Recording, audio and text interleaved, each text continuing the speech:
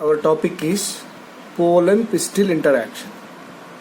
Pollen pistil interaction. So before going to that pollen pistil interaction, so when pollination takes place, the pollen grain is reached to the stigma of the carpel. The pollen grain is reached to the stigma of the carpel. Then the pollen grain germinated here. The pollen grain is germinated and then pollen tube is formed. So how it is possible? When pollen grain is reached to the stigma of the flower, there is some interaction with the pollen and this pistil. Because of that interaction, the pollen grain is germinated and pollen tube is formed. Then the pollen tube is entered into the ovary and finally fertilization takes place. That we are going to learn in this concept. So what happens in the pollen pistil interaction? Actually, in nature different types of flowers are there. Different types of plants are there. Different types of plants release their pollen grains. Suppose there is a plant A and plant B. Plant A. For example, this plant A is a hibiscus plant. This plant B is a brinjal. So this hibiscus plant releases the pollen grain. These pollen grains can reach maybe hibiscus or brinjal. So because in nature different types of plants are there, different types of plants releases the different types of pollen grains. If hibiscus flower release the pollen grain, this hibiscus pollen grain can reach to the brinjal or hibiscus. So it may be reached to hibiscus flower or brinjal flower.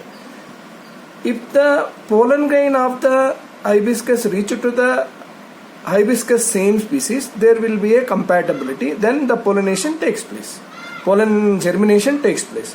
If the pollen grain of the hibiscus reach to the brinjal, then it is rejected. And then the pollen tube is not formed. Then pollen germination is stopped and pollen tube is not formed here. So this is called as acceptance and rejection. When the hibiscus pollen grain reaches to the hibiscus same species, then this plant accept that pollen grain and allow the germination and pollen tube is formed. When the pollen grain reaches to the hibiscus, from hibiscus to the brinjal, then it is not germinated, it is rejected. That is called as a rejectance. So rejectance and acceptance of the hibiscus can be decided by the one of the chemicals. So few of the chemicals present on the pollen grain and stigma of the flower. That is called as a pollen pistil interaction. In this pollen pistil interaction, pollen of the wrong type, either from the other species or from the same plant, also land on the stigma. So other species pollen grain or the same species pollen grain can be reached to the stigma of the flower. Then the pistil has ability to recognize that pollen, whether it is a right type or wrong type. So whatever the pollen grain is reached to the stigma of that particular flower, stigma of the flower, that can be the pollen grain, whatever it is reached to that, is it the same type or other species, wrong type, other species pollen grain. It can be decided by the chemical present in the pollen grain and pistil. The pollen grain pistil. So those chemicals are present on the pollen grain and stigma of the flower. So these chemical decide the acceptance and rejection. Then if it is accepted, then it start the formation of the pollen tube by the pollen germination, or else it is rejected and it is not germinated. So this is called as a pollen pistil interaction. After the acceptance, what happens? The pollen grain has a exine layer. There some pores are present, germ pores are present. Through that germ pore, when they get the food material from the stigma of the flower, where it is sheltered, calcium, boron, inositol, sugar complex, these food materials are present on the stigma of the flower. Then it get that nutrient and it germinated and form the pollen tube. This pollen tube is now the pollen tube is enter into the stigma. Through the stigma it enter into the style and finally reach to the ovary. And then fertilization takes place. The movement of this pollen tube is a chemotropic. The movement of pollen tube, whatever it is germinated on the stigma and finally reach to the ovary through the stigma style ovary, that movement of the pollen tube is, or growth of the pollen tube is chemotropic. Then the generative nucleus present on the pollen grain is divided in the pollen tube and form the two male gametes. So because of that, the pollen grain has 3 cells. Now the pollen grains have the 3 nuclei. What are those 3 nuclei? 2 male gamete and vegetative nucleus. So then the pollen tube enter into the ovule. Then the fertilization takes place. So this is about the pollen pistil interaction. After the entry of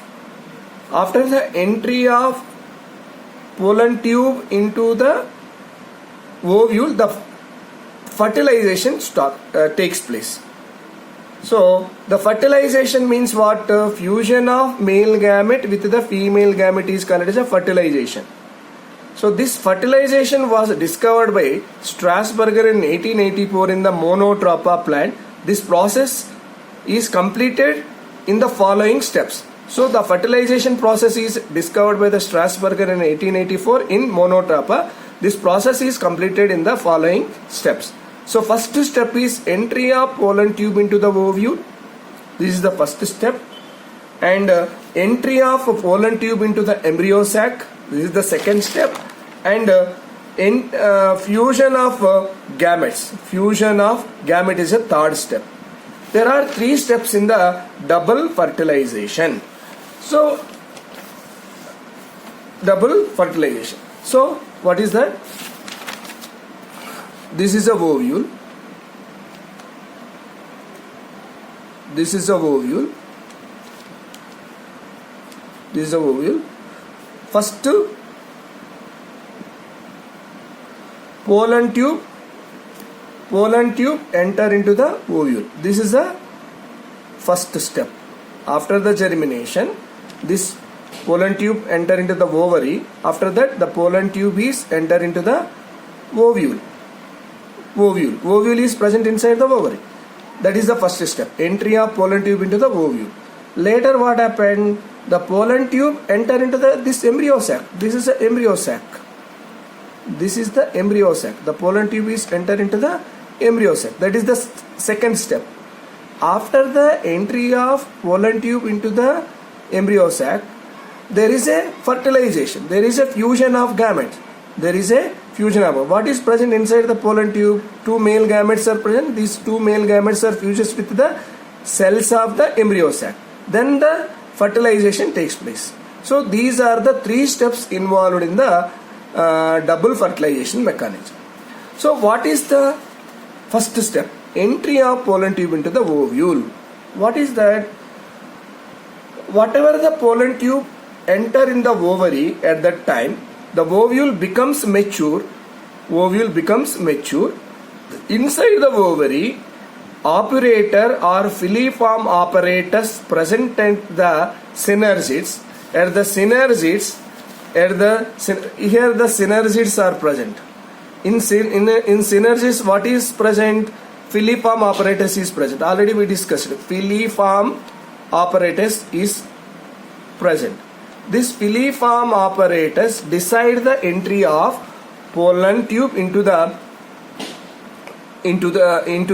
embryo sac or pollen ovule. So then the mature ovule, in which embryo sac has also matured, has 3 paths for entry of pollen tube. The entry of pollen tube into the embryo sac is 3 types. Porogamy. Porogamy means here in this method, pollen tube enter into the ovule through the micropyle. So the pollen tube enter into the ovule or embryo sac through the micropyle. This is called as a porogamy. So porogamy. So it is found in the most of the angiosperms. Example Capsella. For the porogamy example, Capsella. In Capsella, porogamy is seen. That means the pollen tube enter through the micropyle. So next, Chalazogamy. In this method, the pollen tube enter into the ovule through the chalaza. This method was discovered in Casuarina by Triub. So the entry of pollen tube through the chalaza is called it as a chalazogamy. So this was discovered in Casuarina plant. Example, Casuarina by Triub in 1891. Next, mesogamy. In this method, the pollen tube enter into the ovule either through the integument or through the funicle. This is called as a mesogamy. Example, cucurbids.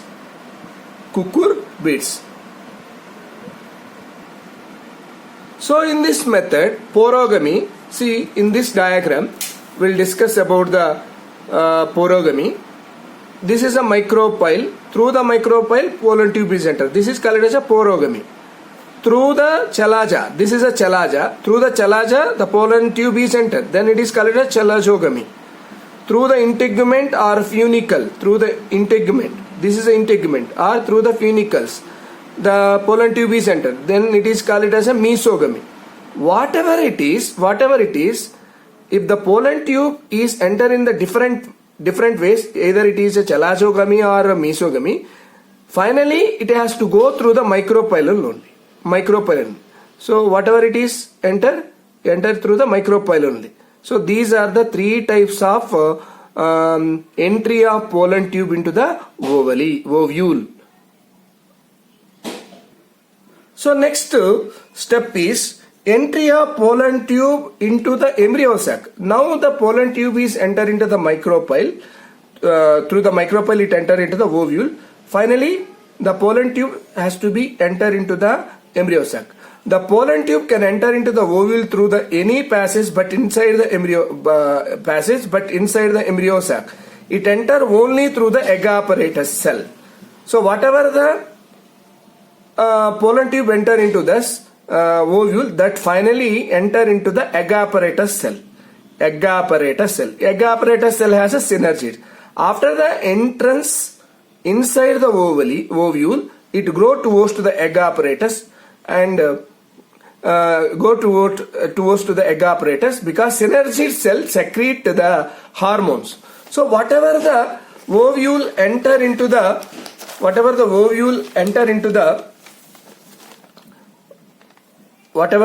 tube enter into the ovule, inside the embryo sac, it enter into the embryo sac, and this is a synergid. In synergid, through this micropyle, finally the pollen tube is enter into the synergid.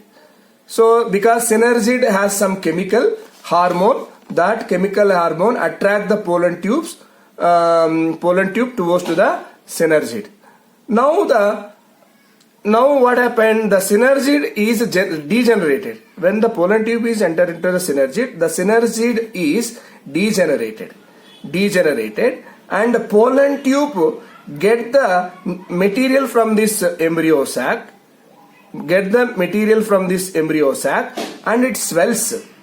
The pollen tube, whatever it is, enter into this synergid, it swells due to the endoosmosis.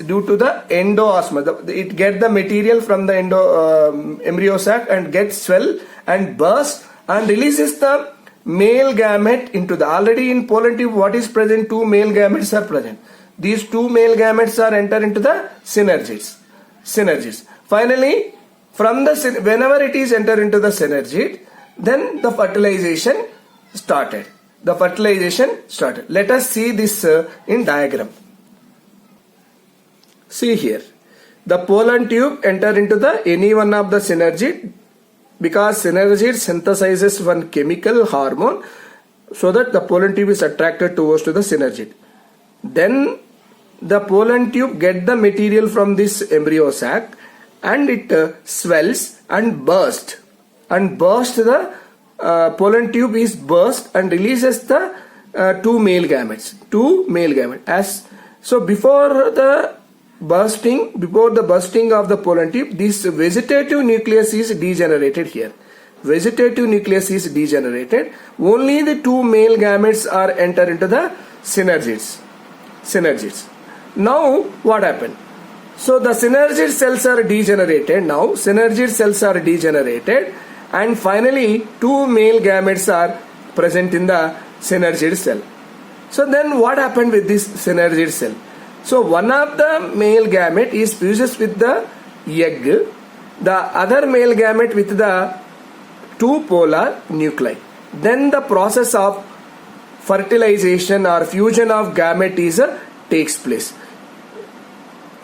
Now the third step is fusion of gamete. So whatever the pollen tube enter into the embryo sac which has a two male gamete. One male gamete is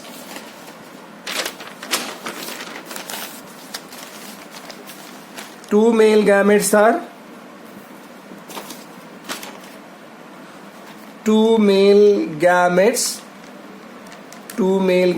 are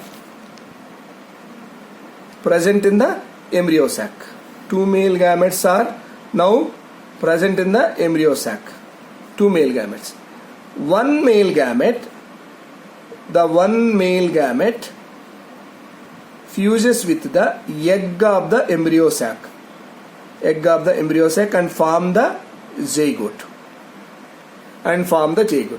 So here what is present? Egg is present. This is synergid, and one synergid already it is degenerated. He has a two male gametes. So one male gamete fuses with the egg and form the zygote. So male gamete has a haploid and egg has a haploid. Because of that, diploid zygote is formed. So this zygote later developed as a embryo.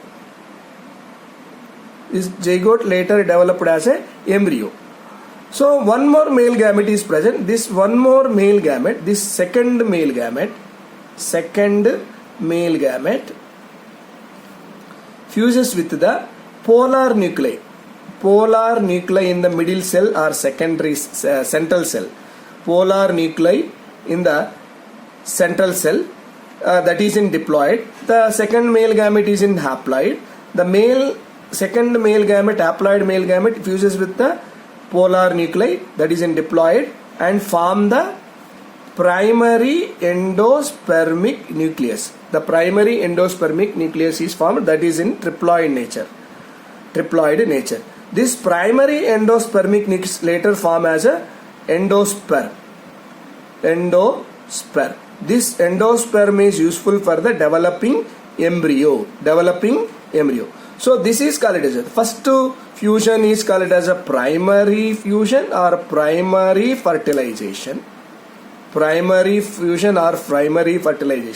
This second one is called as secondary fertilization. So like that, there are two fertilization takes place. This first fertilization is called as a syngamy, The second fertilization is called as a triple fusion. Triple fusion. So two fusions are taken place. Two fertilizations are taken place. That is a syngamy and secondary fertilization. Syngamy and secondary fertilization. Together it is called it as a double fertilization. Together it is called it as a double fertilization. Double fertilization. This double fertilization. So this double fertilization was discovered by Navashin. So this is a characteristic of angiosperms. So double fertilization is a characteristic of angiosperm. It was discovered by Navashin in Navashin Lilium and Fritillaria plant. Lilium and Fritillaria plant. Fritillaria plant.